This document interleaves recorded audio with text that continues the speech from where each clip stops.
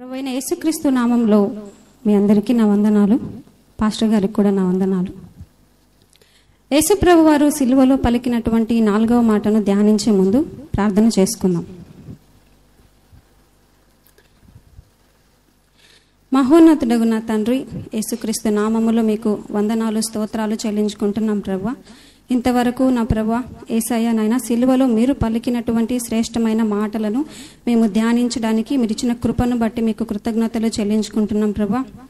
మీరు పలికినటువంటి ఆయా 4వ మాటను ప్రభా నాయన నా తండ్రి, అందులో ఉన్నటువంటి ఆవేదనను మేము ఆయా గ్రహించి నా తండ్రి నా దేవా నాయన అనుభవించుటకు ప్రభా ఆయా నా తండ్రి గుర్తెరగడానికి నాయన నీ కృపను అనుగ్రహించమని వేడుకుంటున్నాం ప్రభా. 4వ మాట చెప్పడానికి నా తండ్రి నాకు నీ జ్ఞానమును అనుగ్రహించు, నీ కృపను అనుగ్రహించండి నా తండ్రి. సంపూర్ణముగా నా ప్రభువా నా దేవా నీ సిలువ చాటును నన్ను మరుగుపరచి అయా నీ నామానికి మాత్రమే మహిమ తెచ్చుకోమని నీ సన్నిధిని అంతటిని ప్రభా మాకు తోడుగా ఉంచమని యేసు సర్వశక్తి కలిగిన నామములో ప్రార్థించి వేడుకుంటున్నాను నా పరమ తండ్రి. ఆమేన్. మత్తయి సువార్త 27వ అధ్యాయం 46వ వచనం. ఇంచుమించు 3 గంటలప్పుడు యేసు ఏలీ ఏలీ ఏలీ ఏలీ లామా సబక్తాని బిగ్గరగా కేక వేసెను. ఆ మాటకు నా దేవా నా దేవా నా దేవా నన్నెందుకు చెయ్యి విడిచితివని అర్థము. సో యేసు ప్రభు వారు తండ్రిని అడుగుతున్నారు, నా దేవా నన్నెందుకు చేయి విడిచావు అని. సిలువలో పలికినటువంటి ప్రతి మాట ఎంతో ప్రాముఖ్యమైనది, ప్రత్యేకమైనది. అందులో 4వ మాట ఎంతో కీలకమైనది. ఎందుకంటే తండ్రి యొక్క పరిశుద్ధత ప్రత్యక్షపరిచే మాట, కుమారుని యొక్క విధేయత పరిపూర్ణమయ్యే మాట. పరలోకమందున్న తండ్రి పరిశుద్ధతకు భూమిపైన నరుల పాపానికి మధ్య ప్రేమామయుడు నలిగి బలి అవుతూ వేదనలో నుంచి వచ్చిన ఆవేదన ఈ మాట. సో 4వ మాటకి ఇంత ప్రత్యేకత ఉంది. అయితే యేసు ప్రభు వారు సిలువలో ఎంతో వేదనను అనుభవిస్తున్నారు. ఆయన వేదన వర్ణించలేనిది. అయితే ఈ వేదన ఎక్కడి నుంచి ప్రారంభమైందంటే గెత్సేమనే తోటలో నుంచి ప్రారంభమైంది. ఆయన గెత్సేమనే తోటలో ప్రార్థన చేస్తున్నప్పుడు ఆయన చెమట రక్తపు బిందువులా మారింది. అంత వేదన చెందారు యేసుక్రీస్తు వారు. అయితే గెత్సేమనే తోటలో మౌనముగా ప్రార్థన చేస్తూ, అంటే మౌనముగా ప్రారంభమైన ఆ వేదన సిలువ దగ్గరకు వచ్చేసరికి బిగ్గరగా కేక వేసేంత ఆవేదనగా మారింది. సో యేసుక్రీస్తు వారు ఎంత వేదన చెందుతున్నారో ఈ యొక్క కేక ద్వారా మనకు అర్థమవుతుంది. అయితే యేసుప్రభు వారు ఎందుకు ఇంత ఆవేదనను వ్యక్తపరుస్తున్నారు అంటే, ఆయన శారీరకంగా చాలా శ్రమలు అనుభవించారు, మానసికంగా ఎంతో కృంగి ఉన్నారు. సో శారీరకమైన శ్రమ, మానసికమైనటువంటి వేదన ఆయనకు ఈ ఆవేదనను గురి చేసింది. అయితే ఇవన్నీ కూడా ఒక ఎత్తు అయితే, ఆయన తండ్రితో కలిగినటువంటి ఆ ఎడబాటు అనేది ఆయన సహించలేనిది. యోహాను సువార్త 8వ అధ్యాయం 29వ వచనం మనం చూద్దాం. నన్ను పంపినవాడు నాకు తోడై ఉన్నాడు. ఆయనకిష్టమైన కార్యము నేను ఎల్లప్పుడూ చేయుదును. కనుక ఆయన నన్ను ఒంటరిగా విడిచిపెట్టలేదు అని చెప్పాను. ఓకే, 8వ అధ్యాయం 29వ వచనం. ఓకే, నేను చదువుతాను.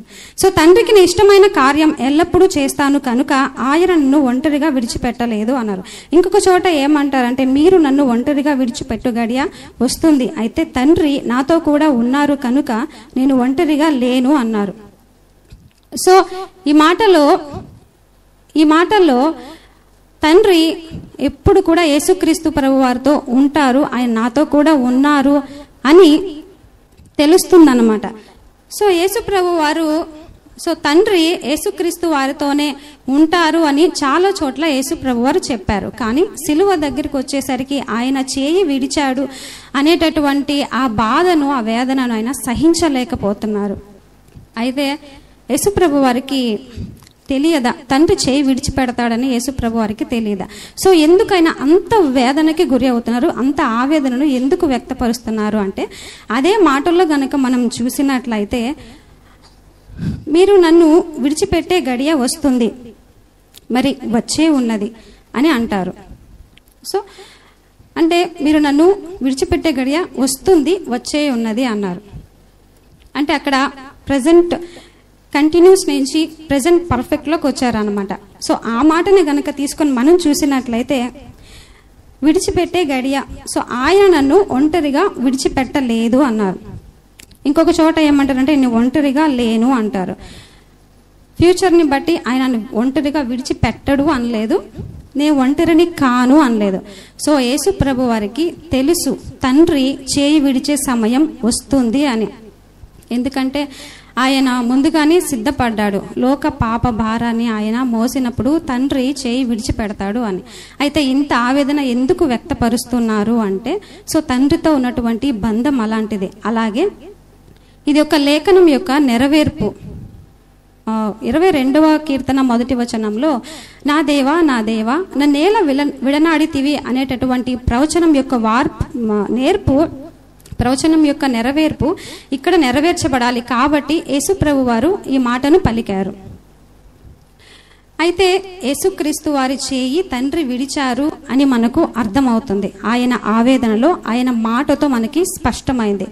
అయితే ఎప్పుడు విడిచారు అది మనకి ఎలా తెలుస్తుంది? అదే మత్తయి సువార్త 27వ అధ్యాయం 45వ వచనంలో, మధ్యాహ్నం మొదలుకొని 3 గంటల వరకు ఆ దేశమంతటను చీకటి కమ్మెను. మధ్యాహ్నం మొదలుకొని ఆ దేశమంతట కూడా చీకటి కమ్మింది. అంటే యేసు ప్రభు వారు ఉదయం 9 గంటల మొదలుకొని మధ్యాహ్నం 3 గంటల వరకు సిలువలో ఉన్నారు. 9 గంటల నుంచి 12 గంటల వరకు ఆయన వెలుగులో ఉన్నారు.